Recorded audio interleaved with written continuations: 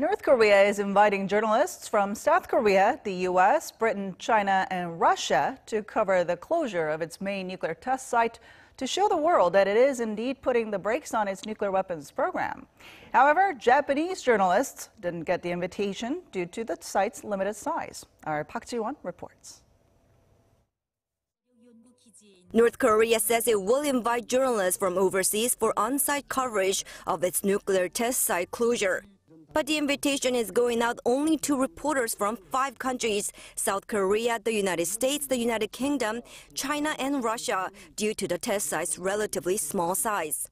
In 2008, when the North destroyed a cooling tower for a nuclear reactor in Yongbyon, the regime invited 1 broadcaster each from Seoul, Washington, Tokyo, and Beijing.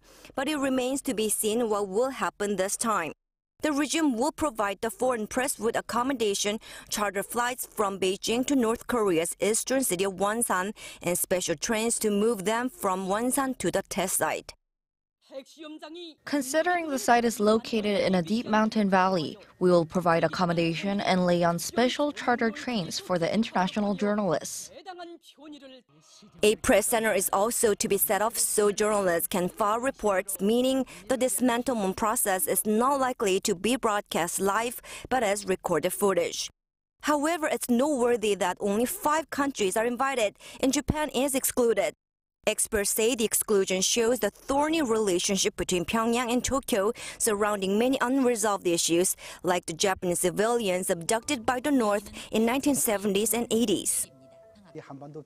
All neighboring countries of the Korean Peninsula are invited except Japan. This shows the sour relationship between Pyongyang and Tokyo. Meanwhile, North Korea says explosives will be used to collapse all the tunnels at the Punggye test site, and entry to the site will be completely blocked. The observation facilities, research institutes, and guard units will also be removed.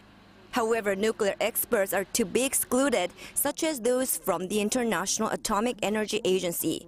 Some experts say the action could be North Korea's strategy to minimize exposure of its nuclear capabilities before its summit with the U.S. and any follow-up talks with Washington.